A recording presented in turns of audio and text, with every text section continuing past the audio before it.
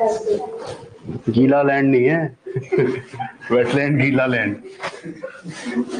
ज्यादा टाइम हो गया क्लास लगाए।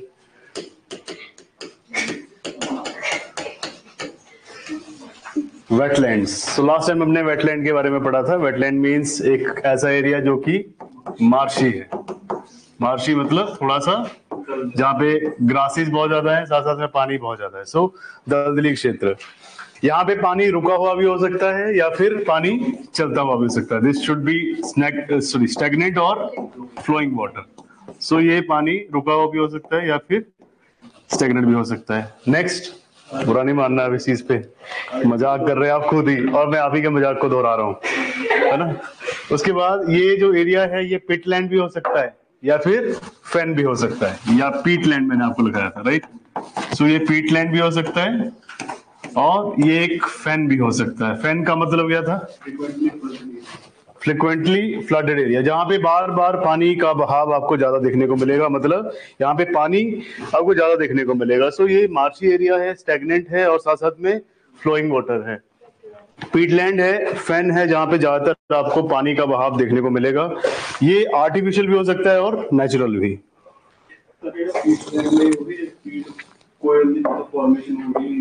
हाँ एक टाइप से, हाँ मतलब वही वेजिटेशन जो पानी के नीचे डूबी हुई है। सो मतलब फ्रिक्वेंटली ये फ्लडेड रहता है। ज्यादातर यहाँ पे आपको फ्लडेड या फिर पानी से भरा हुआ क्षेत्र देखने को मिलेगा। फेन के बाद क्या था? ये आर्टिफिशियल भी हो सकता है, कोई वेटलैंड, या फिर ये मैन मेड भी हो सकता है, मतलब कोई नेचुरल लेक भी हो सकती है, कोई डैम जो है वो भी आपका वेटलैंड हो सकता है। उसके अलावा क्या था? आर्टिफिशियल इंटेलिजेंस, आर्टिफिशियल मैनमेड और नेचुरल। साथ साथ में एक और है, दैट इज ये परमानेंट भी हो सकता है और टेम्परेरी भी हो सकता है। फॉर एग्जाम्पल परमानेंट जहाँ पे पानी हमेशा अवेलेबल रहेगा, और दूसरा टेम्परेरी में जहाँ पे बरसाती पानी आएगा। सीजनल भी हो सकता है, टेम्परेरी, और ये परमानेंट भी हो सकता है। तो वेटलैंड के बारे में हमने लिखा था कि ये marshy stagnant area, sorry marshy land where water is stagnant flowing, या तो ये पीटलैंड हो सकता है, फेन हो सकता है, आर्टिफिशियल हो सकता है, नेचुरल हो सकता है, परमानेंट हो सकता है, या टेम्परेरी भी हो सकता है। सो ये हमने वेटलैंड के बारे में लिखा था। आगे अब ये पानी जो है परमानेंट है चाहे टेम्परेरी है, ये पानी फ्रेश वाटर भी हो सकता है या फिर ब्रैकिश भी हो सकता है। सो ये पानी फ्रेश वाटर या फिर ब्रैकिश दोनों प्रकार का हो सकता है। मतलब इसमें हर जगह पे एक ऑप्शन है, परमानेंट है तो टेम्परेरी भी है, मार्शी है तो साथ साथ में ये पीटलैंड या फेन भी हो सकता है, या फिर ये ग्राउंड वाटर से भी बना हो सकता है। फॉर एग्जांपल ग्राउंड वाटर से ही, मतलब भूजल से बना हुआ क्षेत्र भी हो सकता है ये। ऑल्सो ये रिवर से भी बना हो सकता है, राइस फील्ड से भी बन सकता है, या फिर साथ साथ में किसी कोस्टल एरिया के कारण भी बना हो सकता है। कोस्टल एरिया में शर्त क्या है कि गहराई जो है वो 6 मीटर तक एक्सटेंड करनी चाहिए। कितना? 6 मीटर तक। तो वेटलैंड दो प्रकार के हैं, एक है कोस्टल, एक है इनलैंड। सो नेक्स्ट है आपके पास वेटलैंड के टाइप्स।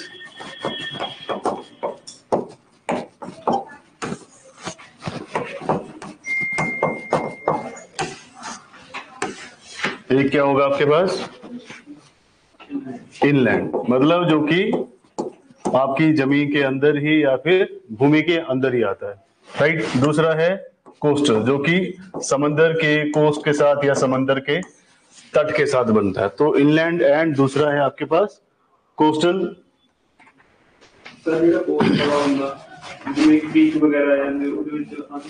हाँ जैसे सर क्रीक है, फिर आपके पास जैसे गल्फ ऑफ मन्नार है, उसके एग्जाम्पल लिखेंगे आज हम।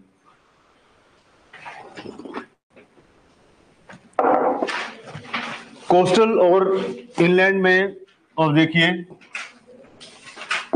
कोस्टल एंड इनलैंड दोनों ही नेचुरल हो सकते हैं। इसमें डिफरेंस आपको देखने को मिलेगा। आप प्लीज इसका फ्लो चार्ट बना लो, लास्ट टाइम नहीं बनाया था। ये दोनों नेचुरल हो सकते हैं, इनलैंड भी कोस्टल भी। अब कोस्टल जो है ये मैन मेड भी हो सकता है। कैसे? बिल्कुल इसका एग्जाम्पल है सॉल्ट पैन्स। फॉर एग्जाम्पल समंदर के पानी को रोका जाता है, क्यों रोका जाता है? ताकि सॉल्ट बनाया जा सके। और जिस एरिया में पानी को रोक के रखा है उसको इवेपोरेट किया जा रहा है, सो उसको हम कहेंगे सॉल्ट पैन। तो सॉल्ट पैन में जो आपका एक टाइप से रुका हुआ पानी है सॉल्ट बनाने के लिए, उसको हम कहेंगे कि दिस इज इनलैंड, सॉरी गलत नहीं लिख दिया हमने, सॉल्ट पैन परे आएगा। एक मिनट, सारा डिलीट हो जाएगा ऐसे तो। यहां पे आएगा आपके पास कोस्टल में मैनमेड इज सॉल्ट पैन, जहां पे समंदर के पानी को किसी स्पेसिफिक एरिया में रोका जा रहा है और इसी पानी को इवेपोरेट करवाया जा रहा है। जैसे कि जितना भी आपका टाटा सॉल्ट बन रहा है, जितने भी प्रकार के सॉल्ट बन रहे हैं गुजरात के कच्छ क्षेत्र में बन रहे हैं, जहां पे पानी को रोका जाता है। पानी को रोकने के बाद फिर उसको बार बार वो प्योरीफाई करते हैं, क्लींस करते हैं, फिर उसको इवेपोरेट करते हैं। तो वहां पे आप देखेंगे तो पूरा का पूरा आपको व्हाइट देखने को मिलेगा एरिया, तो पूरा का पूरा वहां पे सॉल्ट पैन्स बना रखे हैं। सो ये सॉल्ट पैन के लिए हो सकता है। नेक्स्ट मैंने आपको लिखवाया था बहुत ही लॉन्ग टर्म में एक्वा कल्चर।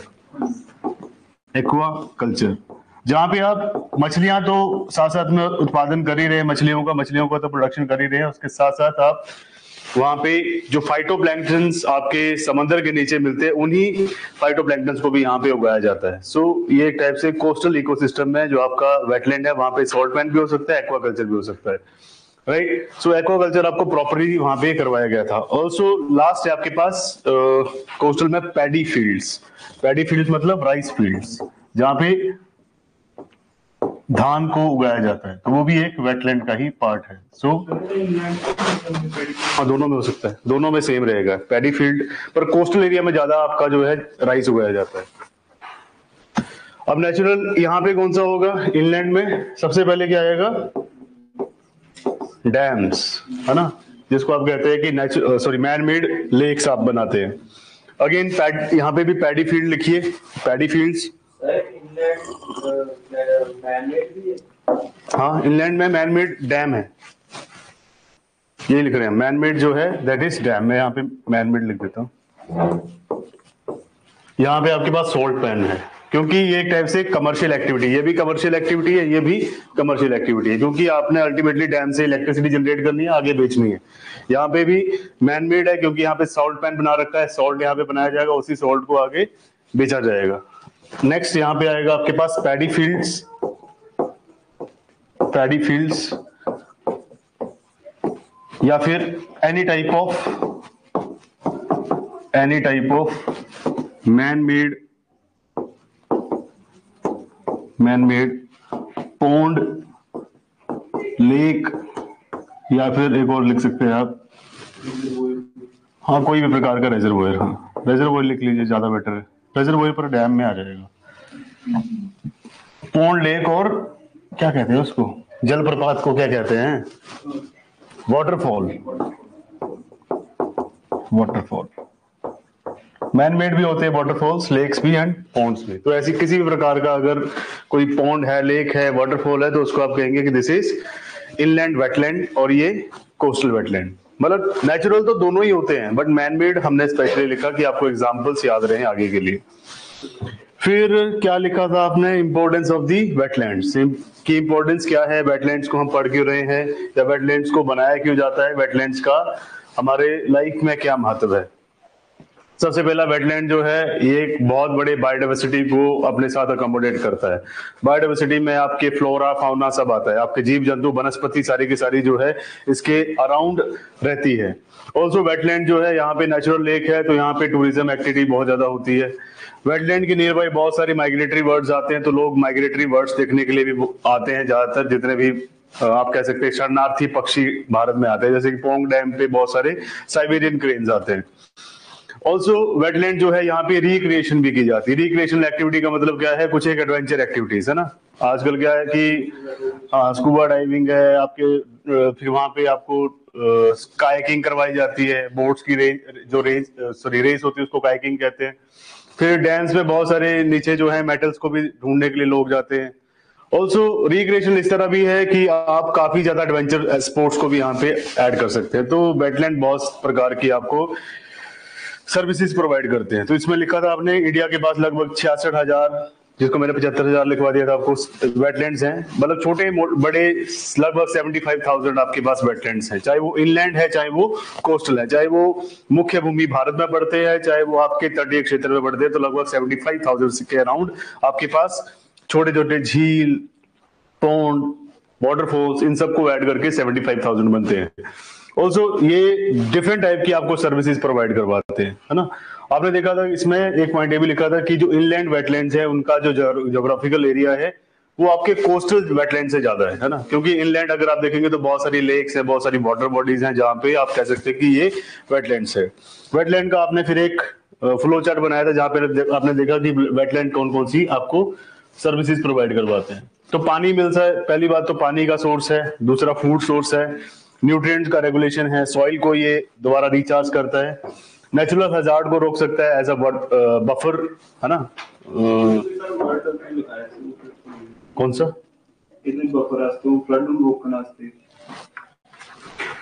बफर के लिए क्या बोला था हमने?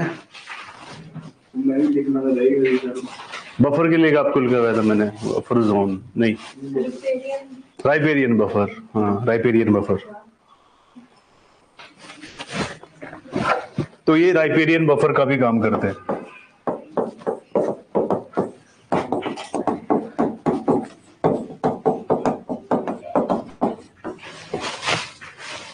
ऑल्सो बहुत सारे लोगों को ये लाइवलीहुड मतलब जीवन यापन आजीविका के लिए कुछ ना कुछ सर्विसेज प्रोवाइड करते हैं। इसमें पहले आपने लिखा था फूड की फॉर्म में था राइस या फिश, यहाँ से ज्यादातर जो है आप यहाँ से प्रोडक्शन कर सकते हैं। पानी जो कि हेल्प करता है ग्राउंड वाटर को रिचार्ज करने में। फाइबर मिलता है आपको, टिम्बर मिलता है, मतलब फर्नीचर के लिए भी यहाँ पे आपको रिसोर्सेज मिलती हैं।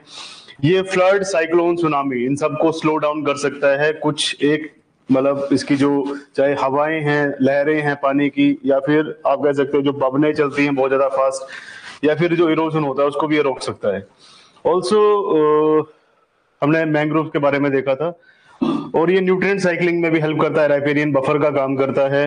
ये सारे रिपीट किए हैं हमने। और स्पिरिचुअलिटी के लिए भी लोग इसे यूज करते हैं, है ना। जैसे कि अभी क्या चल रहा है, कुंभ चल रहा है। कुंभ के नियर बाय जितना भी प्रयाग क्षेत्र है वहां पे आप देखेंगे त्रिवेणी संगम है ना, संगम जिसे प्रयागराज कहते हैं। दोनों नदियां आपस में मिलती हैं। कौन कौन सी? दो मिलती है, तीन मिलती है? तीन मिलती है, गंगा, यमुना, सरस्वती। सरस्वती तो गायब है ना, क्योंकि उसको रिवर कैप्चर एक आपका फॉर्मूला आता है, रिवर कैप्चर। जब आप ड्रेनेज सिस्टम बढ़ते हैं तो वहां पे एक रिवर कैप्चर जो है वर्ड यूज करते हैं, है ना। तो रिवर कैप्चर से जो है यमुना धीरे धीरे सूखती गई है। फिर अब हम क्या करते हैं, रिवर जब कैप्चर करने का मतलब क्या है कि नदी जो है अपना एरिया छोड़ रही है, क्योंकि लोगों ने उसको चारों तरफ से कैप्चर कर रखा है। लोग उसमें ड्रिलिंग कर रहे हैं, लोग वहां से माइनिंग कर रहे हैं, नदी थोड़े टाइम बाद सूख जाती है, नदी जो डाई करना शुरू कर देती है।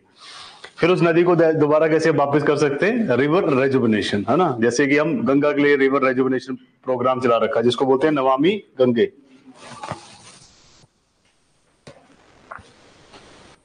12,000 करोड़ का बजट है, जिसमें गवर्नमेंट कह रही है कि रिवर गंगा जो है टॉप 5 जो आपकी डाइंग रिवर्स है उसमें से एक मानी जाती है। पर रिवर गंगा के ऊपर बहुत सारी, मतलब आप देखेंगे कि यूपी का पॉपुलेशन 25 करोड़, बिहार का पॉपुलेशन 20 करोड़, है ना। लगभग इंडिया की हाफ से ज्यादा पॉपुलेशन को ये अपना रिसोर्स प्रोवाइड करती है। मतलब बांग्लादेश या आसाम तक अगर आप देखें तो लगभग 75 करोड़ तक के जो लोग हैं उसी नदी के ऊपर निर्भर हैं। साथ साथ में यमुना भी है। तो धीरे धीरे गवर्नमेंट के इसलिए प्रोग्राम चल रहे हैं, अदरवाइज ये पूरा का पूरा एरिया जो होगा ड्राई एरिया हो जाएगा और यहाँ पे पानी की किल्लत हो जाएगी। इसलिए गवर्नमेंट अब इन नदियों के ऊपर ज्यादा डैम नहीं बना सकती, क्योंकि पहले ही पानी की कमी है और प्रदूषित है।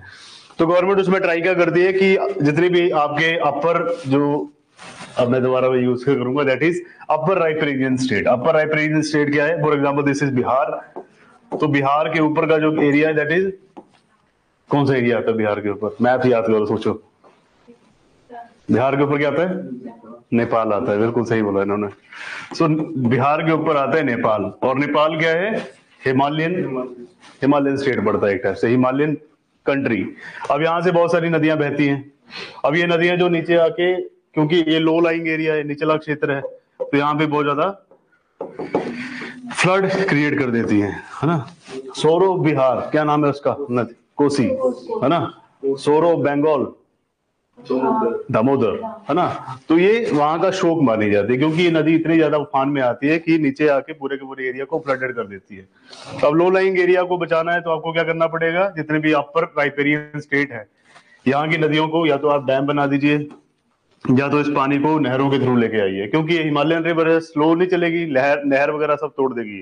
तो इसलिए आपको क्या करना पड़ेगा, 3 डैम बनाने पड़ेंगे, क्योंकि आपके ऊपर जो अपर राइपेरियन स्टेट है इसके पास पैसा नहीं है, तो पैसा आपको लगाना पड़ेगा क्योंकि आपको अपने स्टेट को बचाना है।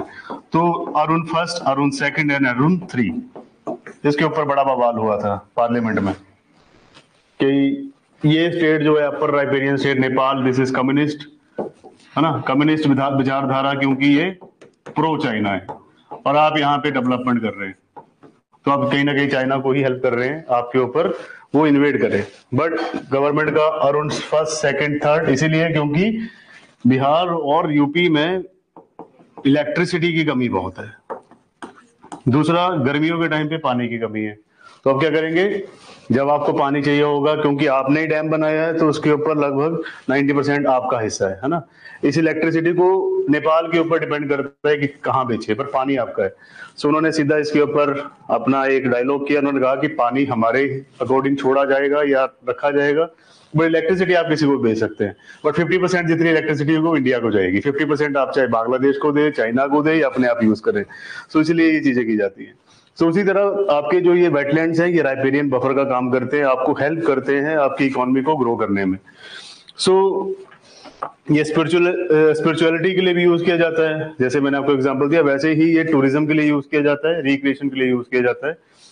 अब आप देखते होंगे आजकल नया सिस्टम चला है जहाँ पे एक बोट होती है, बोट के साथ में आपके साथ पैराग्लाइडर को बांध दिया जाता है, बोट आगे लेके जा रही है, पैराग्लाइडर आपको उड़ा रहा है, आप पानी के ऊपर गिरेंगे भी तो पानी में गिरेंगे, तो वो भी आजकल नई एक्टिविटी चल पड़ी है ना। तो ये सब चीजें की जा रही है। मैंने आपको लास्ट टाइम बताया था कि बहुत सारे स्टेट्स हैं वो कह रहे हैं कि ये डैम खाली पड़े हैं, है ना, इसके ऊपर हम क्या कर सकते हैं, शिकारा चला सकते हैं, टूरिज्म को बढ़ा सकते हैं, क्योंकि खाली उसका कोई फायदा नहीं है। फॉर एग्जाम्पल ओनली आपका जो गोविंद सागर डैम है ना, गोविंद सागर डैम जो कि भाखड़ा के ऊपर बनाया गया है, गोविंद सागर लेक, सॉरी, गोविंद सागर जो लेक है ये एशिया की सबसे बड़ी लेक है, जहाँ पे मतलब एशिया में नंबर 1 पे आती है, जहाँ पे बहुत सारी फिशेस की ब्रीडिंग की जाती है ना। तो एशिया की सबसे लार्जेस्ट लेक है जहाँ पे मतलब बहुत ज्यादा अमाउंट में यहाँ पे फिश ब्रीडिंग की जाती है, तो फिशेस के लिए बहुत ज्यादा फेमस है। तो बहुत सारी रिक्रिएशनल एक्टिविटीज, बहुत सारी लाइवलीहुड की एक्टिविटीज यहाँ पे की जा सकती है। नेक्स्ट बोलिए। हाँ जी, पैडी फील्ड चाहे किसी भी एरिया में हो, सारी की सारी इसमें इंक्लूड होंगी। Natural example names, natural example नहीं दिए इसमें। Paddy field, natural example, dam, जितने भी डैम है डैम के साथ हमेशा लेक होती है। सोल्ट पैन, एक्वाकल्चर, चाहे मछलियों को उगाएं, चाहे आप फॉर एग्जांपल 2 प्रकार की मछलियां होती है, एक होती है ईटिंग फिश, होती है नॉन ईटिंग, है ना। फॉर एग्जांपल जो आप घर पे एक्वेरियम में रखते हैं उनको भी उगाया जा सकता है, मतलब उनकी ब्रीडिंग की जा सकती है। जो खाई जाती है उनको भी उगाया जा सकता है, फाइटोप्लैंक्टन। फिर जो ये दूसरे होते हैं शेल की भी आजकल जो है ग्रो की जाती है, जैसे जिसको शंख वगैरह कहते हैं, तो हाँ उन सब चीजों को भी। और एक कौन सा होता है, एक मोतियों की पर्ल फार्मिंग जिस, है ना, पर्ल ज्यादातर जापान ग्रो करता है। ऑयस्टर होता है, ऑयस्टर, हाँ ऑयस्टर होता है ना,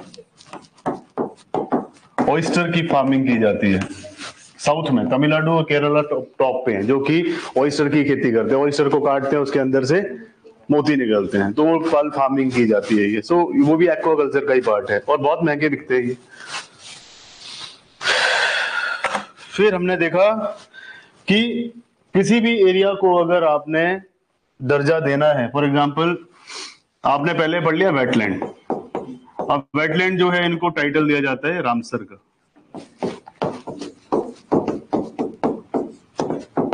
रामसर क्या है, एक कन्वेंशन है और ईरान की एक सिटी है। रामसर जगह का नाम है ना, और यहाँ पे कन्वेंशन हुआ। कन्वेंशन क्यों हुआ, ताकि आप वेटलैंड्स को प्रिजर्व करके रखें। सो हम चाहते थे कि ये जो वेटलैंड्स है उनकी प्रिजर्वेशन हो या फिर इनको प्रोटेक्टेड रखा जाए। तो इसकी प्रोटेक्शन के लिए, प्रिजर्वेशन के लिए, इसके संरक्षण के लिए हमने एक कन्वेंशन किया, एक सम्मेलन किया जिसे रामसर सम्मेलन कहते हैं। रामसर जो है ईरान की एक सिटी है, कन्वेंशन हुआ 1971 में, और ये 2 फरवरी को हमेशा हर साल क्या बनाते हैं, वर्ल्ड वेटलैंड डे। सो ये इसकी प्रोटेक्शन के रिगार्डिंग है। तो इंपॉर्टेंस हमने पढ़ लिया सब कुछ, पर इससे पहले वेटलैंड से पहले किसी भी एरिया को या किसी भी लेक को या किसी भी ऐसे मार्शी लैंड को आप रामसर साइट तब कहेंगे जब आप 9 क्राइटेरियाज को कंप्लीट करते हैं, है ना। फॉर एग्जांपल कोई भी अगर लेक है, कोई भी अगर नेचुरल पॉन्ड है, चाहे आर्टिफिशियल पॉन्ड है, उसको आप रामसर साइट तभी कहेंगे जब ये 9 क्राइटेरिया को पूरा करेगी। पहला क्राइटेरिया पढ़िए, इसको पहले क्राइटेरिया में लिखा था कि ये यूनिक और रेयर होना चाहिए। चाहे ये आर्टिफिशियल वेटलैंड हो, चाहे ये आपका नेचुरल वेटलैंड हो, ये यूनिक और रेयर होना चाहिए। मतलब ऐसा बहुत जगह पे नहीं देखा जाता, आमतौर पर जो नहीं देखा जाता। फॉर एग्जांपल छोटे मोटे तालाब आप हर जगह देखते हैं, बट ये एक यूनिक और रेयर होना चाहिए। So first is it should be unique and rare. ये मतलब नहीं है कि ये यूनिक रेयर है तो उसके लिए हमेशा ये नेचुरल हो, डिपेंड करता है। ये नेचुरल भी हो सकता है और आर्टिफिशियल भी हो सकता है ना। दोनों तरीकों से ये होना चाहिए, but this should be unique and rare. दूसरा, यहाँ पे ये सपोर्ट करे वनरेबल स्पीसीज को, एंडेंजर्ड स्पीसीज को और क्रिटिकली एंडेंजर्ड स्पीसीज को। वनरेबल भी चलेगा, यहाँ पे एंडेंजर्ड स्पीसीज भी चलेंगी और क्रिटिकली एंडेंजर्ड स्पीसीज भी चलेंगी। तो ये ऐसी स्पीसीज को वहां पे सपोर्ट करता हो, उनको ये एक टाइप से लाइफ सपोर्ट देता हो। थर्ड पॉइंट, यहाँ पे population of plant and animal जो यहाँ पे पाए जा रहे हैं उनको ये सपोर्ट करे, एक बड़ी बायोडाइवर्सिटी को यहाँ पे ये सपोर्ट करे। तो सिंपल, इसको एक बड़ी बायोडाइवर्सिटी मतलब एक बड़ी जैव विविधता को सपोर्ट करना है। मतलब मल्टीपल टाइप के यहाँ पे फ्लोरा एंड फाउना को ये सपोर्ट करना चाहिए। तब आप इस एरिया को कह सकते हैं कि this is a Ramsar site. ऐसे रामसर का दर्जा हर किसी नदी नाले को या किसी फील्ड को नहीं दिया जाता। Fourth point,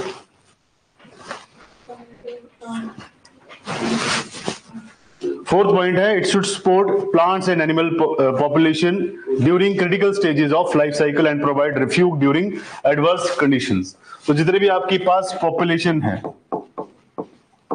flora and fauna की, पहले मैंने लिखा कि बहुत सारी फ्लोरा फाउना होनी चाहिए, पर साथ साथ में आपको यह भी ध्यान रखना कि जितनी भी पॉपुलेशन है फ्लोरा एंड फाउना की, इसने जब भी फ्लोरा या फाउना का कोई क्रिटिकल स्टेज आता है ना, कोई ऐसा स्टेज आता है जहां पे ये एंड हो सकती है, तो उसके लिए क्रिटिकल स्टेज पे ये इसको लाइफ सपोर्ट करना चाहिए। क्रिटिकल स्टेजेस पे लाइफ सपोर्ट। ऑल्सो जितनी भी आपकी डिफरेंट टाइप की माइग्रेटरी स्पीसीज है, उन माइग्रेटरी स्पीसीज को एडवर्स कंडीशंस में migratory species should be supported in adverse conditions. तो जब इनका बुरा वक्त चल रहा है या एडवर्स कंडीशन चल रही है, अगर परिस्थितियां सही नहीं है, तो उस टाइम पे इसको इन माइग्रेटरी वर्ड्स को भी यहाँ पे सपोर्ट करना है। तब आप कह सकते हैं कि this is a wetland. Wetland का दर्जा ऐसे नहीं दिया जाएगा, या रामसर साइट का, वेटलैंड तो है ही है बट रामसर साइट का दर्जा ऐसे नहीं दिया जाएगा। फिफ्थ पॉइंट इंपॉर्टेंट है, पूछते हैं एग्जाम में, ये लिखना पड़ता है आपको। इसको क्या करना है, सोर्स ऑफ फूड देना है, right. Important source of food plus spawning ground. So यहाँ पे फूड रिसोर्सेज होने चाहिए, इसको एक फूड रिसोर्स की तरह काम करना है, ताकि जितनी भी यहाँ पे स्पीसीज रह रही है उनको यहाँ पे आहार की, भोजन की जो संसाधन है उनकी कमी ना हो। प्लस स्पॉनिंग ग्राउंड इसको प्रोवाइड करना है। Spawning means egg laying ground, या फिर जैसे आप कहते हैं नेस्टिंग ग्राउंड, ताकि स्पीसीज यहाँ पे अपनी जितनी भी ब्रीडिंग ग्राउंड्स हैं उनको कंजर्व करके रखे। ऐसा नहीं है कि यहाँ पे मुर्गी अंडे देके गई और वहां से अंडे गायब हो जा रहे हैं, है ना। यहाँ पे बहुत सारे पक्षी हैं जिनके अंडे यहाँ से गायब हो जा रहे हैं, तो ये एरिया से फिर वो माइग्रेट कर जाएंगे। माइग्रेट करेंगे तो क्या होगा, वहां पे बायोडाइवर्सिटी डाउन चली जाएगी, और जैसे बायोडाइवर्सिटी डाउन जाएगी, इससे रामसर साइट का एक जो दर्जा या फिर स्टेटस या टाइटल जो दिया जाता है वो वापिस ले लिया जाएगा। आगे रेगुलरली इसको 20,000 या उससे ज्यादा जितने भी पक्षी हैं उनको यहाँ पे सपोर्ट करना है। 20,000 प्लस जो आपके बर्ड्स हैं उनकी स्पीसीज यहाँ पे होनी चाहिए। हाँ, फ्लोरा फाउना भी, और साथ साथ में आपके पास बर्ड्स भी होना चाहिए। तो 20,000 से ज्यादा प्रजातियां होनी चाहिए। 20,000 बहुत बड़ा नंबर है। कितने हो गए? 6 पॉइंट। 7वां पॉइंट कौन सा है? Regularly sport 1% of the individuals in a population of one species। तो अगर कोई एक स्पीसीज की पॉपुलेशन है यहाँ पे, तो उसका लगभग मिनिमम 1% तो यहाँ पे प्रेजेंट होना ही चाहिए। फॉर एग्जाम्पल मैं अगर बात करूं, मान लीजिए इस एरिया में टाइगर्स हैं, है ना, तो टाइगर की पॉपुलेशन जो है उसका 1% तो यहाँ पे पाया जाना चाहिए। ऐसा नहीं है कि बिल्कुल भी टाइगर आपको देखने को नहीं मिल रहा है, लगभग आपको इतनी तो स्पीसीज देखनी पड़ेगी जितनी भी पॉपुलेशन है स्पीसीज की। नेक्स्ट, यहाँ पे इंडिजिनस फिशेज होनी चाहिए, है ना, स्वदेशी जो फिशेज हैं उसको ये सपोर्ट करे। तो इंडिजिनस फिशेज की जो वैरायटी है उनको इसने सपोर्ट करना चाहिए। अब है लास्ट पॉइंट। लास्ट क्या था? वेटलैंड बेस्ड एनिमल स्पीसीज यहाँ पे होनी चाहिए। तो इस वेटलैंड के हिसाब से जितनी यहाँ की नेचुरल जो आपकी स्पीसीज हैं वो यहाँ पे पाई जानी चाहिए। सो वेटलैंड के हिसाब से, मतलब फॉर एग्जांपल, हाँ हेमिस का एग्जांपल दिया था इसमें।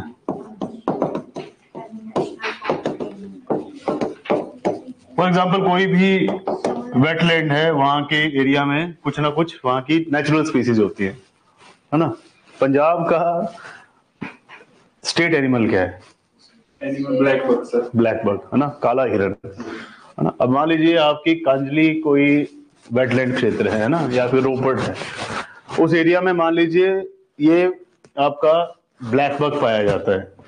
तो लास्ट ये कह रहा है कि उस वेटलैंड के नियर बाय जितने भी वेटलैंड बेस्ड एनिमल हैं, मतलब उस वेटलैंड के आधार पर वहां पे जितने भी एनिमल पाए जाते हैं नेचुरली, वो यहाँ पे प्रेजेंट होना चाहिए।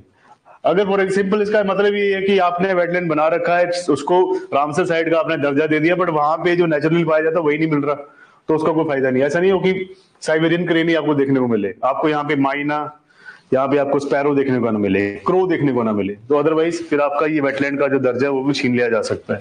सो ये 9 क्राइटेरिया है जो कि इसको फुलफिल करने हैं, अदरवाइज रामसर साइट का इसको दर्जा नहीं दिया जाएगा। फिर आपने कुछ एक कंट्रीज के नाम लिखे थे जहां पे ज्यादा वेटलैंड पाए जाते हैं, कुछ एक फैक्ट थे, है ना। अभी देखते हैं नेक्स्ट आपका पार्ट। थोड़ा सा रुकना, नेक्स्ट मैं ट्राई करूंगा जब ये आपका वेटलैंड खत्म हो जाएगा, फिर आपके बायोम स्टार्ट होंगे। बायोम्स में थोड़ा अलग से स्टार्ट करूंगा। आप फिर इसके बाद आपकी जो है अभी तक जितनी पीपीटी बनती है ना, वो पीपीटी में सारी बना के यहाँ पे अपलोड कर दूंगा। आगे आगे चलते जाएंगे, आप देखते जाएंगे, फिर वो आपके पोर्टल पे अपलोड कर देंगे। वहां से आप पीडीएफ डाउनलोड कर सकते हैं, पिक्चर्स देख सकते हैं। कुछ लोगों को बहुत जिज्ञासा है पिक्चर्स देखने की कि कैसा वेटलैंड होता है, क्या होता है ना। सो पिक्चर्स बाद में फिर यहाँ पे अपलोड कर देंगे। अभी मुझे यहाँ पे देखना पड़ेगा लास्ट टाइम के अकॉर्डिंग क्या था।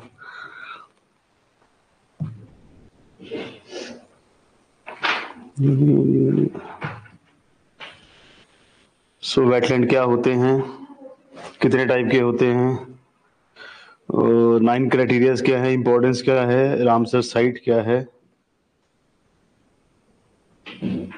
अब अभी लिखिए इंडिया के बारे में कुछ एक फैक्ट। अब लिखिए एज ऑफ नाउ, ऐसे लिखिए as of now, as of now bracket में दिसंबर 2024 के हिसाब से, as of now 2024 the Ramsar sites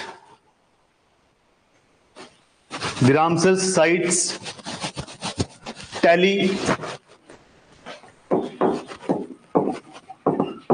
Ramsar sites tally has been increased to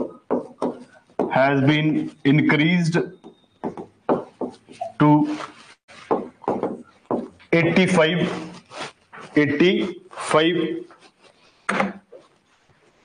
which was earlier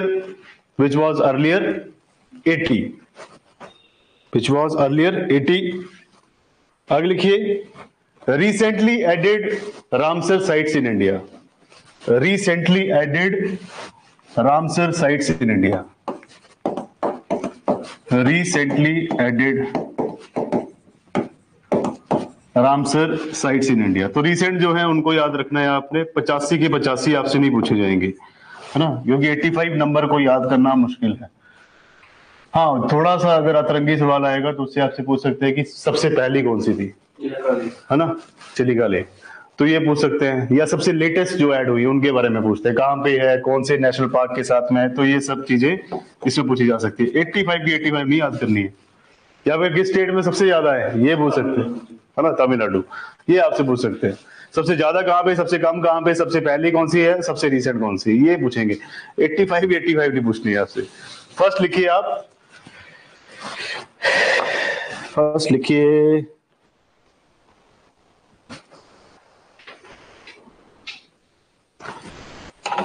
तबाज reservoir. आप 3 लिखिए फिलहाल इसमें, दिसंबर के हिसाब से आपको ज्यादा नहीं याद करने। 3 एक है तवा मध्य प्रदेश, तवा मध्य प्रदेश, एक रिजर्वायर है, वैसे मतलब एक टाइप से डैम है ये। इसमें लिखिए it is formed by damming, formed by damming Tawa river, formed by damming Tawa river. It is a significant wintering जो लिखा है, it is a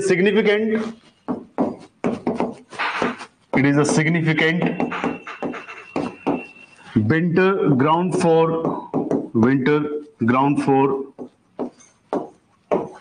many migratory birds. तो ये तवा एक नदी है यहाँ पे, उसको डैम करके बनाया गया, मतलब उसको रोककर, उसके पानी को रोककर इसको बनाया गया है तवा डैम को। ये एक विंटर ग्राउंड है, मतलब इस एरिया में बहुत सारे जो माइग्रेटरी पक्षी है, शरणार्थी पक्षी जो है यहाँ पे आकर अपना सर्वाइवल करते हैं विंटर के समय पे। This reservoir provides irrigation and drinking water. This reservoir provides irrigation and drinking water.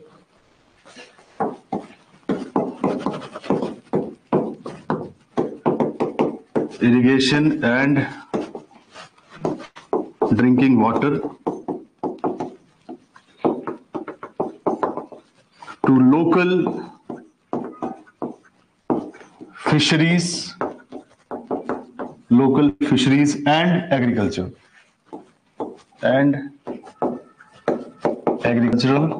activities।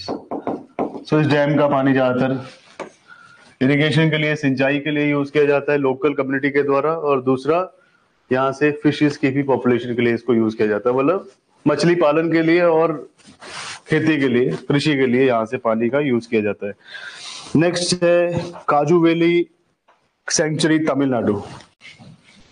इसको हटा दे, लिख लिया आपने? ऑनलाइन स्टूडेंट लिख रहे हैं sir, can you provide the whole list of Ramsar sites as PDF? हाँ, पीडीएफ में डाल दूंगा मैं, कोई बड़ा काम नहीं है, वो हो जाएगा। नेक्स्ट है काजू वैली सेंचुरी, ये है तमिलनाडु में,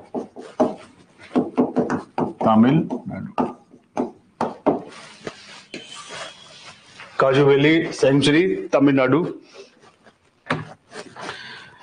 it is situated near Coromandel coast. कहां पे है कोरोमंडल कोस्ट? कहां से कहां तक फैली हुई है? मालाबार कोस्ट है, कोरोमंडल कोस्ट है ना, स्टेट पूछते हैं कई बार कहां से कहां तक फैली हुई है। सो सिचुएटेड ऑन कोरोमंडल कोस्ट। आगे लिखिए one of the south India's largest brackish water wetland. One of south India's largest brackish water wetland. तो ये साउथ इंडिया के लार्जेस्ट ब्रैकिश वाटर वेटलैंड में से एक है ना। यहाँ पे बहुत ज्यादा आपको ब्रैकिश वाटर वेटलैंड देखने को मिलेंगे, बट उसमें से सबसे बड़े में से ये भी एक ऐसा सेंचुरी है। सो ये बहुत सारी चीजों से बना, मार्शिस से बना है, मड फ्लैट से बना है, शैलो वाटर से बना है ना। इसमें लिखिए it sports species like greater flamingo. ये भी बर्ड की स्पीसीज है एक। क्लास 12th में आपने एक किताब पढ़ी जिसका नाम था फ्लेमिंगोस, पढ़ी है? इंग्लिश की किताब होती थी, 12th में पढ़ी है आपने, फ्लेमिंगो। तो फ्लेमिंगो, ग्रेटर फ्लेमिंगोस। और क्या है यहाँ पे, फ्लड कंट्रोल के लिए यूज करते हैं इसको, ग्राउंड वाटर रिचार्ज करने के लिए यूज करते हैं। वो आपको पता है वेटलैंड का क्या काम होता है। थर्ड पॉइंट लिखिए, थर्ड जो रिसेंटली ऐड किया गया है, थर्ड इज नंजारायन बर्ड सेंचुरी। ये भी तमिलनाडु का है, नंजारायन बर्ड सेंचुरी। तो ये पक्षी अभ्यारण्य है, यहाँ पे ज्यादातर पक्षियों को ही रखा जाता है। सो ये बर्ड सेंचुरी है, dedicated only for the bird species. This is Tamil Nadu, Nanjarayan bird sanctuary Tamil Nadu. ये भी रिसेंटली ऐड किया गया है इसको। तो ये 3 रिसेंटली दिसंबर में ही ऐड हुई है। सो इसलिए आपको ज्यादातर इंपॉर्टेंट क्या है, जो आपके एग्जाम से बहुत नजदीक इनको ऐड किया गया है। अगस्त में 5 ऐड, अगस्त से लेके अभी तक 5 ऐड की गई हैं। तो अगस्त वाली है, जब आप इसके करंट अफेयर पढ़ेंगे तो उसमें देख लेना।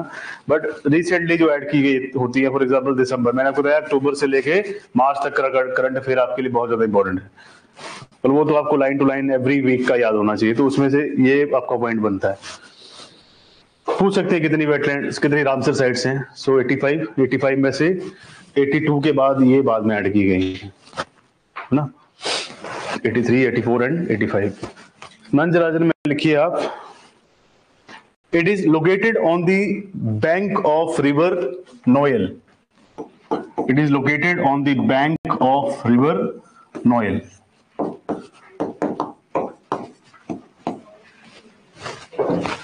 Bank of river Noel.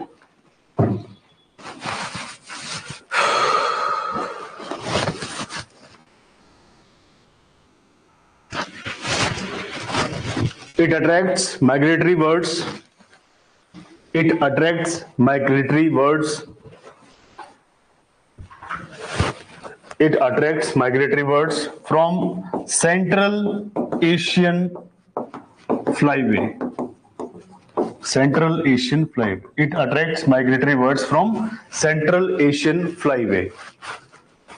Central Asia से जितने भी उड़ने वाले पक्षी हैं माइग्रेटरी, वो उन एरिया के जो पक्षी हैं यहाँ पे आकर्षित होते हैं, क्योंकि वहां पे ठंड पड़ जाती है और विंटर ग्राउंड इनके लिए यही रहता है। तो बहुत सारे आपके पास ऐसे माइग्रेटरी बर्ड्स हैं जो कि वेटलैंड में आते हैं। वेटलैंड में क्यों आते हैं? वेटलैंड में आपको पता है डिफरेंट टाइप की फिशेस की वैरायटी आपको देखने को मिलती है। अब वहां पे जो टेम्परेचर हार्श है वो यहाँ पे इनके लिए ठीक रहता है, नॉर्मल रहता है, क्योंकि यहाँ पे जितना टेम्परेचर चाहिए, जैसे साइबेरियन क्रेन का मैं आपको एग्जांपल दे रहा हूँ। साइबेरियन क्रेन चाहे तो साउथ भी जा सकता है, पर साउथ का टेम्परेचर अभी के हिसाब से ज्यादा है, उनको चाहिए थोड़ा सा नॉर्मल सा टेम्परेचर। तो जहां पे इनको नॉर्मल लगता है, मतलब अपर पार्ट ऑफ इंडिया, यहाँ पे सर्दी है इस टाइम, तो इस एरिया में ये रह सकते हैं। ज्यादा ग्रासलैंड में पाए जाते हैं साइबेरियन क्रेन, तो इनके लिए वो एक नेस्टिंग ग्राउंड हो जाता है, इजी हो जाता है, जहाँ पे ये सर्वाइव कर सकते हैं। तो सेंट्रल एशियन फ्लाईवे से यहाँ पे बहुत सारे पक्षी आते हैं। बाकी आगे बहुत सारी आपकी जो है बायोडाइवर्सिटी में स्पीसीज आने वाली है, तो स्पीसीज के नाम, कौन सी एंडेंजर्ड है, कौन सी क्रिटिकली एंडेंजर्ड है, वो हम लेटर ऑन देख लेंगे। आप एक डिफरेंस लिखिए, difference between lake and peatland. ये क्वेश्चन पूछा है एक बार, difference between lake and peatland. Difference between lake and peatland. Sir फिर तो तमिलनाडु का ट्रिप करना चाहिए था, एनी डाइवर्सिटी है, पीडीएफ कौन से ग्रुप में? पीडीएफ ग्रुप में नहीं मिलेगी, पीडीएफ आपके नोट्स में मिलेगी, जो आपकी ऐप है उसके नोट्स में मिलेगी। तमिलनाडु का ट्रिप करिए, पहले एग्जाम क्लियर करिए, है ना, फिर मजा आएगा, ऐसे कैसे जाओगे। लेक एंड पीटलैंड, लेक में और पीटलैंड में आपके अकॉर्डिंग क्या डिफरेंस होना चाहिए? क्या होती है एक लेक आपके अकॉर्डिंग? क्या माइंडसेट है आपका लेक सुन के?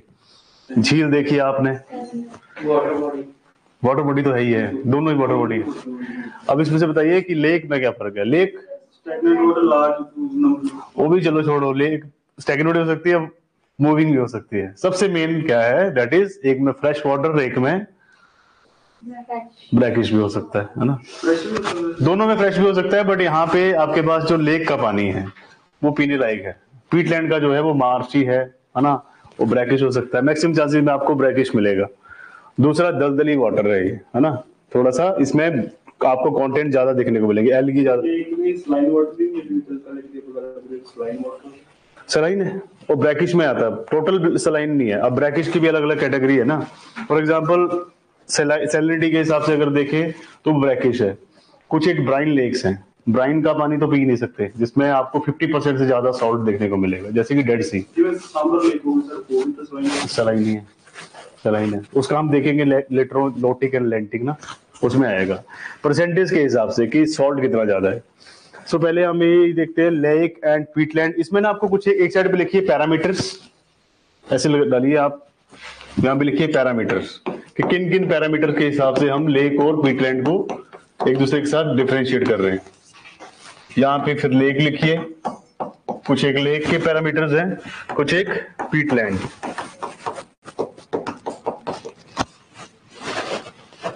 ऑनलाइन स्टूडेंट दिख रहा है आपको? लेक, स्टैंडिंग वाटर, अच्छा गुड,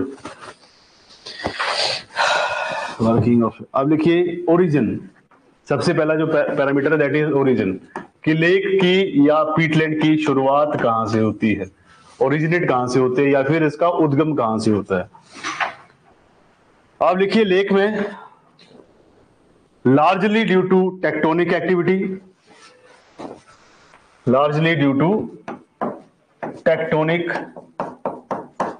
एक्टिविटीज, टेक्टोनिक एक्टिविटीज, ज्यादातर टेक्टोनिक एक्टिविटी है ना, जैसे कि टेक्टोनिक प्लेट्स की अकॉर्डिंग।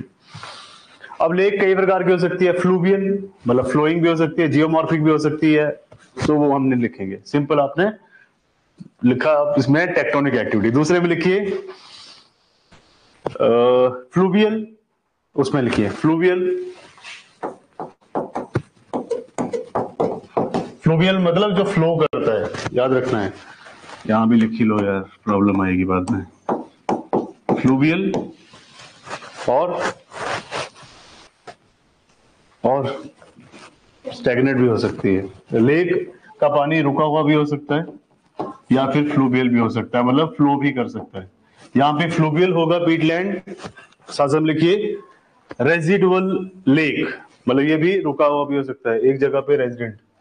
यहाँ पे बहुत सारे रेजिड्यू भी देखने को मिलेंगे आपको, रेजिडुअल लेक्स। रेजिड्यू मतलब इंप्योरिटीज, इंप्योरिटीज आपको देखने को मिलेंगी। सेकंड लिखिए वाटर टर्नओवर, सेकंड है आपका parameter that is water turnover, कि यहाँ पे आपको पानी की मात्रा कितनी देखने को मिलेगी। वाटर का टर्नओवर यहाँ पे लेक में लिखिए परमानेंट, परमानेंट, और पीटलैंड में लिखिए परमानेंट और टेम्परेरी। सो यहाँ पे जो वाटर का आपको कंटेंट देखने को मिलेगा दैट इज परमानेंट, ये परमानेंट भी हो सकता है और टेम्परेरी भी।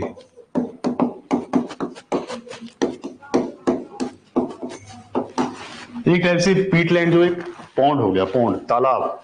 थर्ड जो पैरामीटर है that is food chain. Food chain में लिखिए, इसमें लिखिए आप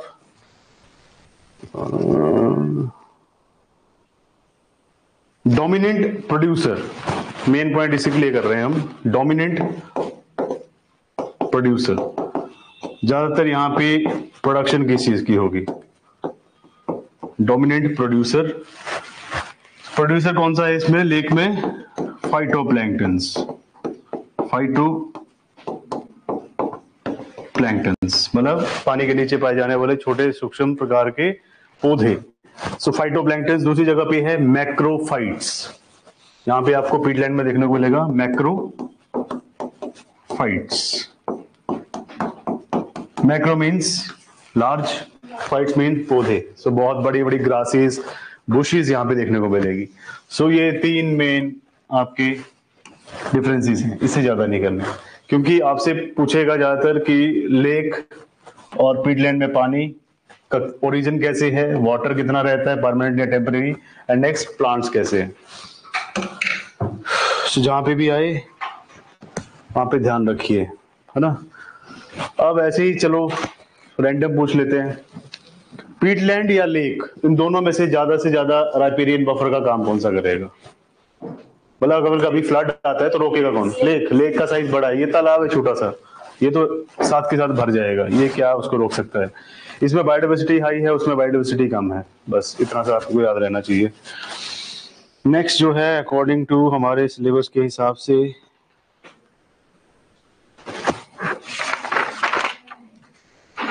अब वो सारे नाम तो लिखने, 85 लंबा हो जाएगा बहुत लिखने। नहीं सर, लिख रहे थे। 85 लिख लिया आपने? घर जाके लिखे थे, घर जाके। अब मुझे इसमें देखने दो, पहले हमें करना था वेटलैंड क्या होता है, वेटलैंड के टाइप कितने होते हैं, वेटलैंड का इंपॉर्टेंस क्या है, वेटलैंड है कितने, वेटलैंड वर्ल्ड में और इंडिया में। फिर वेटलैंड के बाद और क्या लिखा आपने, इंपॉर्टेंस भी हो ही गया था। अब आप लिखिए, और रिसेंट भी लिख लिए जो ऐड हुए हैं। तो वेटलैंड में आपका रहता है अब, सर एक हाँ जी हाँ जी, माउंट ट्रैक्स रिकॉर्ड, ये आएगा अभी, इसके बाद आएगा जब हम प्रोटेक्शन करेंगे तब आएगा। Criteria importance Ramsar sites in India, state wise compilation जो है ना, कि हर स्टेट में कितने हैं। फॉर एग्जांपल एक जगह पे स्टेट लिखा होगा, स्टेट के अंदर कितने पाए जाते हैं, उनके नंबर, वो मैं टेबल आपको उसमें पीडीएफ में दे दूंगा, वहां से आप पढ़ लेना। रिसेंटली एडेड भी हो गया ना। अब लिखिए रामसर कन्वेंशन ऑन वेटलैंड। अब प्रोटेक्शन के बारे में बात करते हैं, Ramsar convention on wetland. Ramsar convention on wetland.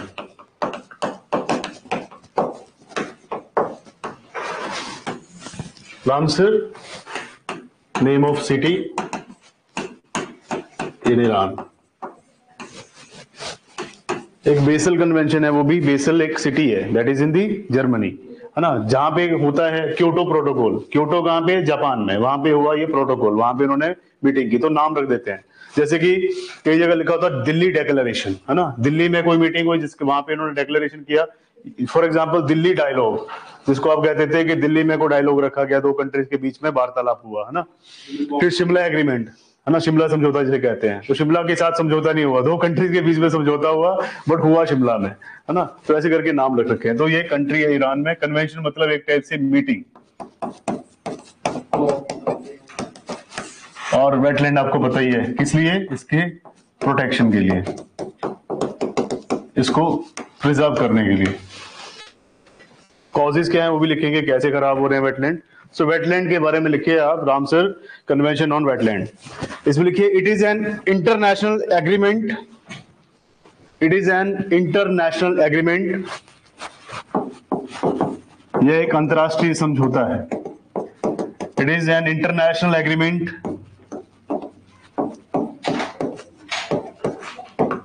For the preservation and protection of, ऐसे में लिखिए, for the preservation, protection and preservation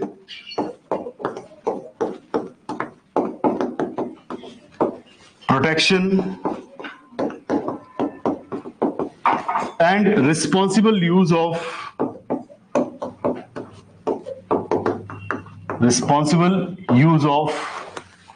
preservation, protection and responsible use of wetlands known as Ramsar Convention, Ramsar convention. आगे लिखिए, this agreement was signed on 2 February 1971, 2 February 1971 in the Iranian city of Ramsar.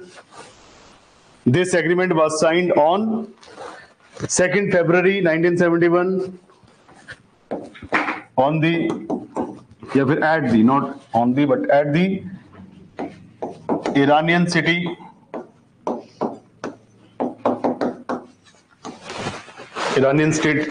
Ramsar, Iranian city of Ramsar, and the same date, that is 2 February, and the same date annually celebrated as,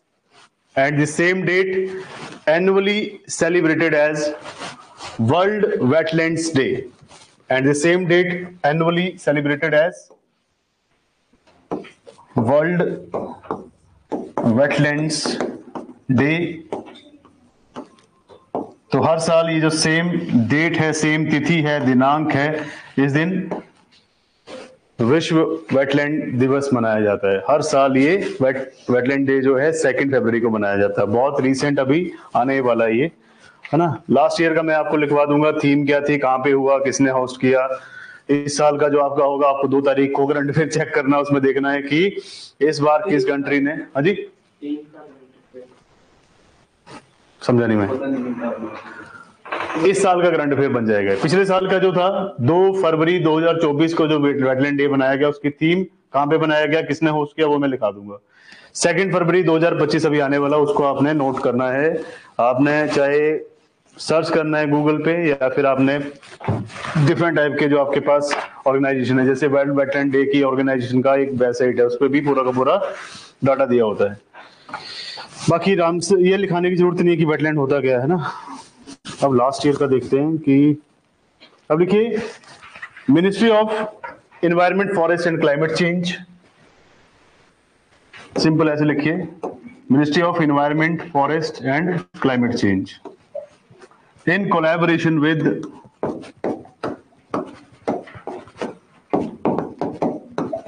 Madhya Pradesh government, Ministry of Environment, Forest and Climate Change in collaboration with MP government, Madhya Pradesh government organized a national event at Sirpur Lake. Organize a national event at Sirpur, SIRPUR, Sirpur Lake, Indore।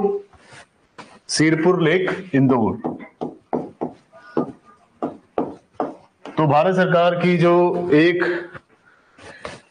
पर्यावरण, one और जलवायु परिवर्तन की जो मंत्रालय है, उन्होंने मध्य प्रदेश की सरकार के साथ एक कोलैबोरेशन किया, मतलब उनके साथ में मिलकर उन्होंने एक राष्ट्रीय स्तर पर इवेंट को यहाँ पे इन्होंने ऑर्गेनाइज किया, सिरपुर लेक, इंदौर में।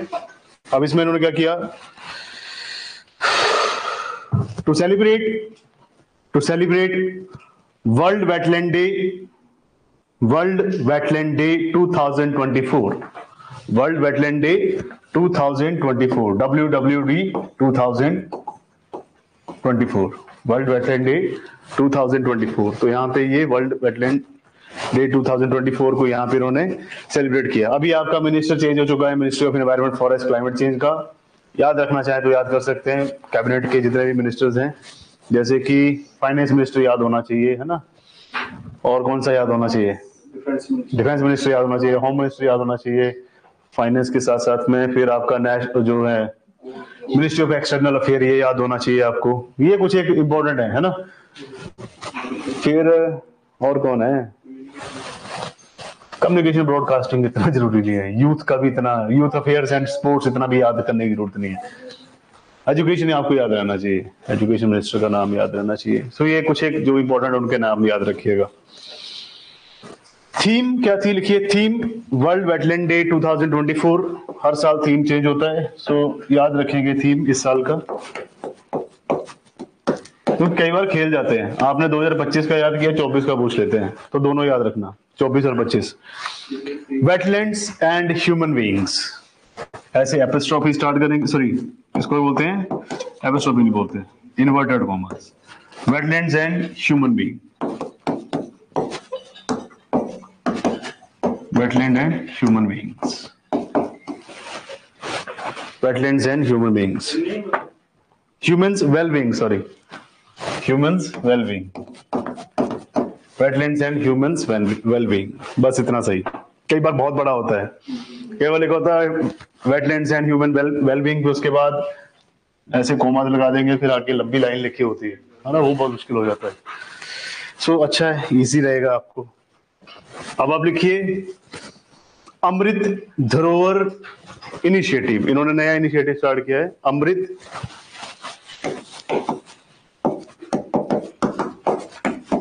धरोहर इनिशिएटिव। तो कभी भी एग्जाम में आए, अमृत धरोहर इनिशिएटिव किसके लिए चलाई गई है? पहल वेटलैंड के लिए। तो ये थोड़ा सा लिखना पड़ेगा आपको। It is a part of 2023-24 budget announcement. It is a part of 2023-24 budget announcement.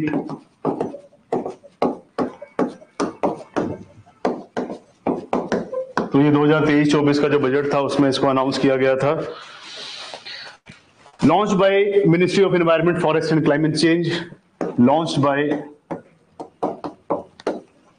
Ministry of Environment, Forests and Climate Change. Launched by Ministry of Environment, Forest, Climate Change. Climate change. During June 2023. During June 2023. ज्यादा पुराना नहीं है, 2023 recently है ना। तो recently का मतलब होता है 2023, रिसेंटली का मतलब 2021 या 22, 5 साल तक कुछ भी है इनके लिए रिसेंटली है। June 2023 to promote unique conservation values, to promote unique conservation values, unique conservation values of the Ramsar sites in the country, unique conservation values of the Ramsar sites in the country, while generating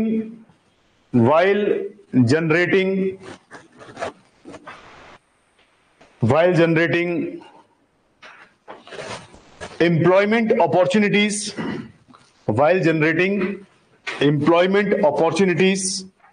and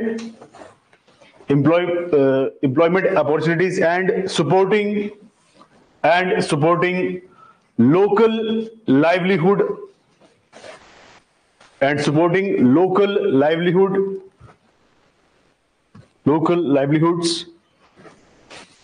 Full stop. This initiative is to be implemented. This initiative is to be implemented over 3 years. This initiative is to be implemented over 3 years in convergence with 3 years in convergence with central government ministries,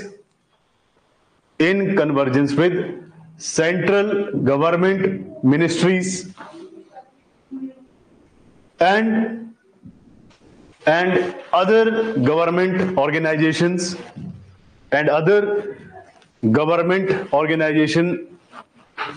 related to other government organization related to the protection of wetlands. सो अमृत धरोहर इन्होंने 2023-24 में कहा था, एक इन्होंने announcement की थी कि हम ये लॉन्च करेंगे, फिर 2023 में इनको लॉन्च करना पड़ा। लॉन्च करने के बाद उन्होंने कहा कि सेंट्रल गवर्नमेंट की जितने भी मिनिस्ट्रीज हैं या डिफरेंट आपकी ऑर्गेनाइजेशंस हैं, सारी की सारी अथॉरिटी जो है इसके साथ काम करेंगी। इसमें आपने लाइन लिखी, आप चाहते हैं कि इसमें जो यूनिक कंजर्वेशन वैल्यूज हैं रामसर साइट की, जो कि पूरे कंट्री में पाई जाती है, मतलब सबसे अलग प्रकार के जो कंजर्वेशन के रूल्स हैं जो कि रामसर साइट के ऊपर अप्लाई होते हैं, उनको हमने अप्लाई करना है। साथ साथ में जितने भी आपकी लोकल पॉपुलेशन है उसको आजीविका के साधन देने हैं, लोगों को एम्प्लॉयमेंट रोजगार की सुविधाएं भी उपलब्ध करवानी है। सो आने वाले 3 सालों में इसको इम्प्लीमेंट करेंगे डिफरेंट ऑर्गेनाइजेशन के साथ मिलकर। अब आप प्रोटेक्शन की बात कर रहे हैं, तो अब आप लिखिए क्या हो सकते हैं मुख्य कारण जिसके कारण आपका जो रामसर साइट है उसके ऊपर दबाव बन रहा है, थ्रेट्स बन रहे हैं, उसके ऊपर खतरा मंडरा रहा है। गवर्नमेंट, ह्यूमन तो बहुत ज्यादा है इसमें, आपका क्या बोलते हैं इंटरफेरेंस, इंपॉर्टेंस लिख लिया, रीजन हो गया। अब लिखिए reason for depletion of Ramsar sites या ब्रैकेट में wetlands. Reason for depletion, reasons for depletion, reasons for depletion. इसके डिप्लीट होने के क्या कारण हैं, प्रदूषित होने के क्या कारण हैं, खराब होने के क्या कारण हैं। रीजंस फॉर डिप्लीशन, सबसे पहला वही नाइट्रोजन साइकिलिंग में आपने पढ़ा था, जरूरत से ज्यादा डंपिंग की जा रही है न्यूट्रिएंट्स की, है ना, जितने पोषक तत्व होने चाहिए पानी में उससे ज्यादा डाल दिए जा रहे हैं, तो उससे अल्टीमेटली एल्गल ब्लूम या फिर यूट्रोफिकेशन हो रही है। तो फर्स्ट पॉइंट लिखिए आप इसमें, number 1 point, wetland and human wellbeing किस ईयर का थीम था? 2024 का, रोशनदीप 2024 का ये थीम था। Excessive pollutants dumped into wetlands. पहला है excessive pollutants dumped into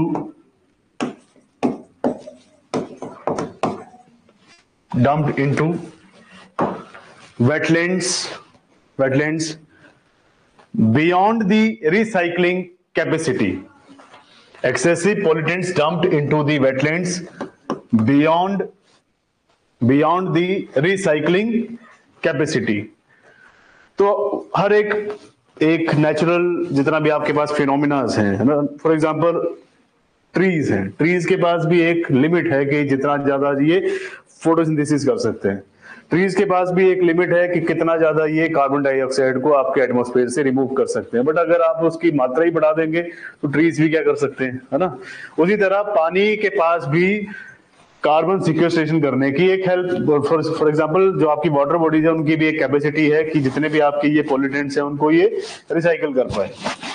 but अगर आप किसी एक्सेसिव अमाउंट में डाल देंगे तो ये इसको रिसाइकलिंग नहीं कर पाएगा। तो वही आपने लिखा कि जितना भी एक्सेसिव आप पॉल्यूटेंट पानी के बीच में डंप कर रहे हैं, डाल रहे हैं, वेटलैंड उनको कुछ एक लिमिट तक ही, कुछ एक सीमित मात्रा तक ही उसको रिसाइकिल करने की क्षमता रखता है। उसके बाद उसकी क्षमता खत्म हो जाती है, रिसाइकलिंग कैपेसिटी खत्म हो जाती है। सेकंड लिखिए, habitat destruction and deforestation. Habitat destruction and deforestation.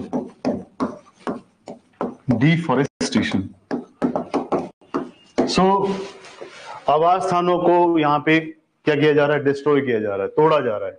जो इनके नेचुरल आवास स्थान है, मतलब जो इनका हैबिटेट है, इकोलॉजिकल हैबिटेट जो है आपके पक्षियों का, स्पीसीज का। फॉर एग्जांपल बहुत सारी नील गायें हैं, है ना, नील गायें जो है उनको क्या चाहिए, बुशेस चाहिए, झाड़ियां चाहिए जहां पे वो छिपके रहें। फॉर एग्जांपल उनको आइसोलेट रहना होता है ह्यूमन ऑर्गेनाइजेशन से।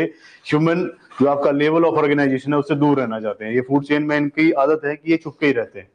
आपको दिन के समय कभी खरगोश नहीं दिखेगा, राइट। आपके जो मोर वगैरह हैं, जितने पीकॉक हैं, ये भी सारे के सारे छुप के रहना चाहते हैं, but over the period of time हमने क्या करा है कि हम इनके जंगलों में घुस गए, अब ये आपके छत के ऊपर आ जाते हैं, राइट। ऑल्सो डिफॉरेस्टेशन इतनी ज्यादा है, आप पेड़ों की इतना ज्यादा कटाव कर रहे हैं। फॉर एग्जाम्पल जहाँ पे भी अच्छी जगह दिखती है, लोग सोचते हैं कि सामने लेक है, क्यों ना यहाँ पे लेक फेसिंग घर हो जाए, है ना। सो वो चीजें चल रही हैं, तो इसीलिए इनका हैबिटेट लॉस हो रहा है, साथ साथ में डिफॉरेस्टेशन जो है ये भी वेटलैंड्स को कहीं ना कहीं खराब कर रहे हैं। नेक्स्ट लिखिए, conversion of wetlands for agricultural, conversion of wetlands for agriculture, conversion of wetland for agriculture and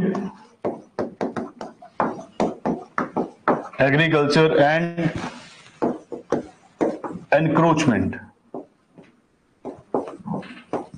एक मिनट, encroachment। तो वेटलैंड जो है उनको कृषि क्षेत्रों में बदला जा रहा है। फॉर एग्जांपल हम क्या करते हैं, वनों का कटाव करते जाते हैं, है ना। अपनी फॉर एग्जांपल जो क्या कहते हैं, जंगलात महकमा की जितनी भी आपकी जमीन है उसको आप एनक्रोच करते हैं, आगे बढ़ते जाते हैं। फॉर एग्जांपल हमारे उधर क्या होता है, हिमाचल में वो क्या करते हैं कि बहुत सारे आपके पास ऐसे किसान हैं जिनके खेतों के साथ में, खेत मतलब पहाड़ों में खेत हैं, तो पहाड़ों के साथ में जंगल स्टार्ट है, तो वो जंगलों को काट देते हैं। जंगल काट काट के इतनी ज्यादा एनक्रोचमेंट कर देते हैं क्योंकि उनको क्या लगाना है, एप्पल, है ना। एप्पल एक ऐसे कमर्शियल क्रॉप भी है, सो फ्रूट क्रॉप है।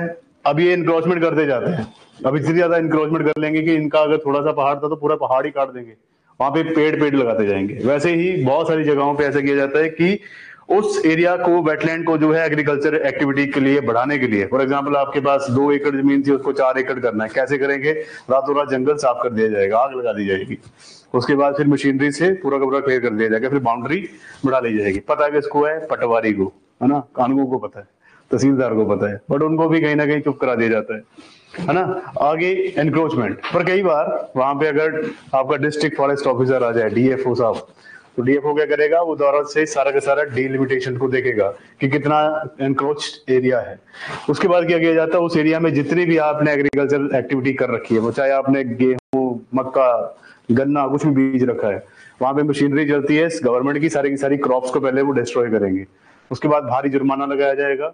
फिर वहां पे जंगलात की जो कंटीली तार होती है चारों तरफ लगा दी जाती है, जिसे बाब्ड तार कहते हैं आप, है ना, वो तार लगा दी जाती है। यहाँ पे भी ऐसा होता है, पेड़ को काटते नहीं है, पेड़ को जड़ से उखाड़ दिया जाता है ना, और उखाड़ के उसके बाद फिर जितने आपने पेड़ लगा रखे हैं, और मान लो उसमें आपने 6 सीजन तक आपने जो है क्रॉप उगाई है, 6 सीजन के हिसाब से जो आपका प्रॉफिट बनता है उसी के हिसाब से आपको फाइन डाला जाएगा। डबल भी होता है कई बार। सो एनक्रोचमेंट के लिए काफी भारी जुर्माने हैं, बट इतना ध्यान नहीं दिया जाता है ना। एनजीटी की रिपोर्ट के हिसाब से इंडिया का लगभग 50% जो फॉरेस्ट एरिया वो इन एक्टिविटीज में किए जा रहा है, जैसे डिफॉरेस्टेशन कर दी, उसको डिस्ट्रॉय कर दिया, वहां पे एग्रीकल्चर एक्टिविटी बढ़ा दी, वहां पे एनक्रोचमेंट कर दी, तो बहुत ज्यादा भूमि का अधिग्रहण किया जा रहा है। जिसे कहते हैं भूमि अधिग्रहण का मतलब क्या है कि जो आपकी नहीं है उसको भी आप कह रहे हैं कि दिस इज माई लैंड, है ना, आप उसको अख्तियार रहे हैं। सो एनक्रोचमेंट बहुत ज्यादा की जाती है फॉरेस्ट एरिया के साथ में। फॉर एग्जाम्पल आप बोल लीजिए अरावली बायोडाइवर्सिटी पार्क, है ना, गुड़गांव से स्टार्ट होता है, अरावली बायोडाइवर्सिटी पार्क किए जाता है अरावली तक, है ना। वहां पे क्या है, वहां पे आपकी लाइमस्टोन बहुत ज्यादा है, वहां पे चूना पत्थर बहुत ज्यादा है, तो लोग क्या करते हैं, माइनिंग करते हैं, सीमेंट के लिए चूना पत्थर निकालते हैं। अब चूना पत्थर इतना निकाल दिया कि पूरा का पूरा जो बायोडाइवर्सिटी पार्क है वहां पे खड्डे कर दिए उन्होंने। बारिश हुई, सारा का सारा पानी जो था, राजस्थान में पहली बार बाढ़ आई क्योंकि दिल्ली का जो पानी था वो सारा का सारा खड्डों के थ्रू राजस्थान पहुंच गया, जहां कभी बाढ़ नहीं आती। तो बाद में सरकार के ध्यान में आया कि जंगल के बीच में लोग जो है माइनिंग कर रहे हैं, है ना। कई जगह पे जहाँ पे छोटी छोटी रिवर चैनल थी, जैसे खड्ड जिसे कहते हैं, तो वहां से पत्थर निकाल लिया गया। क्यों? क्योंकि आपको क्रशर चाहिए। सो ऐसी एक्टिविटीज भी होती हैं। तो अरावली बायोडाइवर्सिटी पार्क भी इसका एक एग्जाम्पल है। बहुत सारे एग्जाम्पल आप इसमें कोट कर सकते हैं। नेक्स्ट है ओवर फिशिंग और फिश फार्मिंग। ओवर फिशिंग और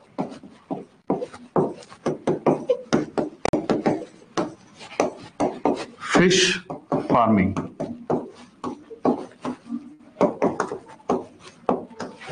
अब एक लिमिट है कि आपको फिशेस कितने ज्यादा यहाँ पे उनकी प्रोडक्शन करनी है, कितने ज्यादा फिशेस का आप फार्म लगा सकते हैं। पर लोग इसको ओवर फिशिंग में ले जाते हैं। मैंने आपको बताया था ऑक्सीटोसिन, है ना। ऑक्सीटोसिन जो है ये ज्यादातर कैटल में डाला जाता है कि उनकी प्रोडक्टिविटी बढ़ जाए। ऑक्सीटोसिन को पानी में भी मिला दिया जाता है और फिशेस की पॉपुलेशन बढ़ाई जाती है।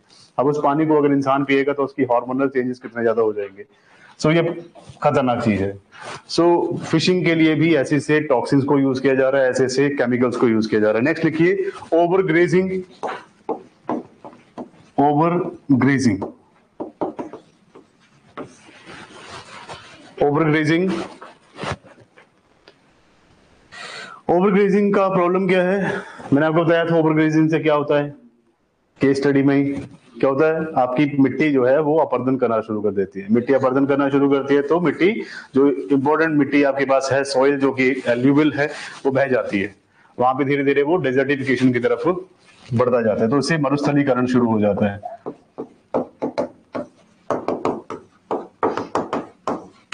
सिंपल डेजर्टिफिकेशन की तरफ जाएगा। ओवर ग्रेजिंग अच्छा नहीं है।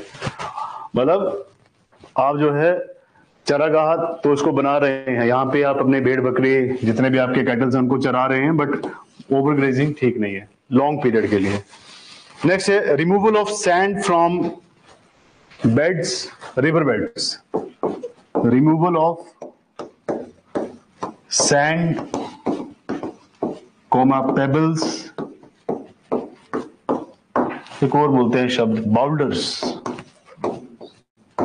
बाउल्डर्स मतलब थोड़े से पत्थर, बड़े बड़े आकार के, चट्टान नहीं कह सकते बट बड़े पत्थर। सो पेबल्स, बजरी जिसे कहते हैं एक टाइप से। So sand, pebbles, boulders from the river bed, from the river bed. River bed means नदी का बिल्कुल नीचे का तला, जिसे आप सतह कहते हैं। River bed comma sea bed, comma sea bed, seabed that makes the wetlands vulnerable to, that makes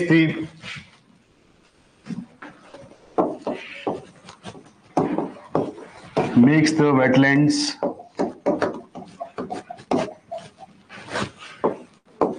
vulnerable to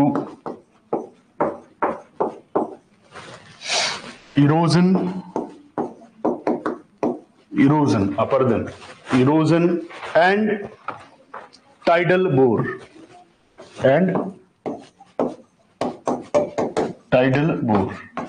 जब भी टाइड आएगा तो उससे ये खड्डा बना देगा समंदर के नीचे, या फिर इरोजन करेगा। एक और लिख सकते हैं वेव एक्शन। तो यहाँ पे तरंगे जो हैं उसकी ज्यादातर, या सिंपल कह सकते हैं समुद्र की लहरें जो हैं, ये पूरे के पूरे नीचे की जो आपकी मिट्टी है उसको एक टाइप से बहा कर ले जाएगा, जिससे और ज्यादा फ्लडिंग होना शुरू हो जाएगी, राइट।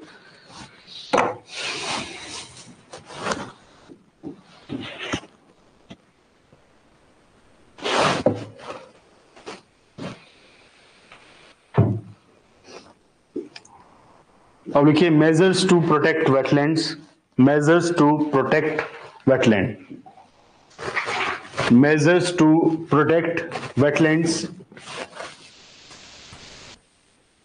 मतलब कौन कौन से तरीके हैं जिससे वेटलैंड को बचाया जा सकता है।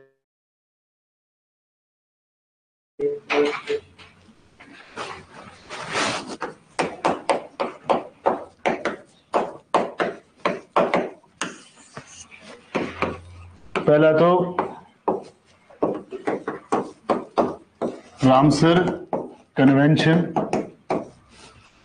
डैश लगा के लिखिए वाइज यूज। रामसर कन्वेंशन में लिखा है रिस्पॉन्सिबल यूज या फिर वाइज यूज। अब वाइज यूज क्या है वो लिखना पड़ेगा आपको। Ramsar convention wise use sign हुआ ये 1971 में, ये भी लिख लो यार, प्रॉब्लम आएगी आपको। अब लिखिए signed in 1971, came into being या फिर came into force, came into being या फिर came into force 1975। तो जब इसको साइन किया गया तब ये 1971 था, जब इसने काम करना शुरू किया दैट वाज 1975। बहुत सारे आपके ऐसे, मैंने आपको पहले भी कन्वेंशन लिखवाए हैं ना, बामाको था, स्टॉकहोम था। तो साइनिंग डेट अलग होती है, इंप्लीमेंटिंग डेट जिस दिन से काम करना शुरू करता है वो अलग डेट होती है, तो इसमें थोड़ा कंफ्यूजन हो जाता है। तो 75 एंड 71 ये याद रखिए। तो वाइज यूज में लिखिए आप the philosophy of wise use. The philosophy of wise use means philosophy. Philosophy of wise use means the maintenance of ecological character, the maintenance of ecological character। तो वाइज यूज का मतलब क्या है कि बुद्धिमत्ता से कैसे यूज करना है इसको आपने, वाइज यूज का मतलब तो दिमाग से यूज करिए, है ना। दिमाग से यूज मतलब बुद्धिमत्ता से, अपने इंटेलिजेंस से यूज करना है, इसको मेंटेन करना, जो इसका इकोलॉजिकल कैरेक्टर है। फॉर एग्जांपल आपको मैंने इकोलॉजिकल सक्सेशन वगैरह बढ़ाए थे ऐसे पिरामिड्स बना के, तो ये जो पिरामिड में जितनी भी आपकी स्पीसीज आ रही है ये इकोलॉजिकल ऑर्डर में होनी चाहिए, जो इकोलॉजिकल कैरेक्टर वो बिगड़ना नहीं चाहिए। पता लगा बीच में से आपने वुल्फ को गायब कर दिया आपने, या फिर यहां से जो आपकी प्राइमरी कंज्यूमर्स है उनको रिमूव कर दिया, तो ये आपका मेंटेनेंस नहीं हुआ इकोलॉजिकल कैरेक्टर का। Maintenance of ecological character comma it can be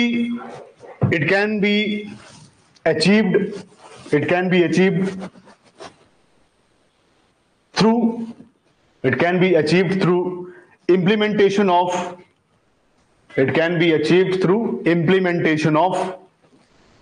ecosystem approach. It can be achieved through implementation of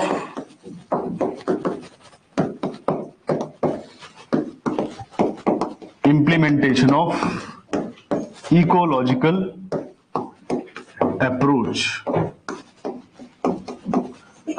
तो अब ये हम जो कह रहे हैं कि आपके इकोलॉजिकल कैरेक्टर जो है इसको मेंटेन करके रखना है, इसको संभाल के रखना है, इसको एक बराबर करके रखना है, कभी भी ये खराब नहीं होना चाहिए इकोलॉजिकल कैरेक्टर।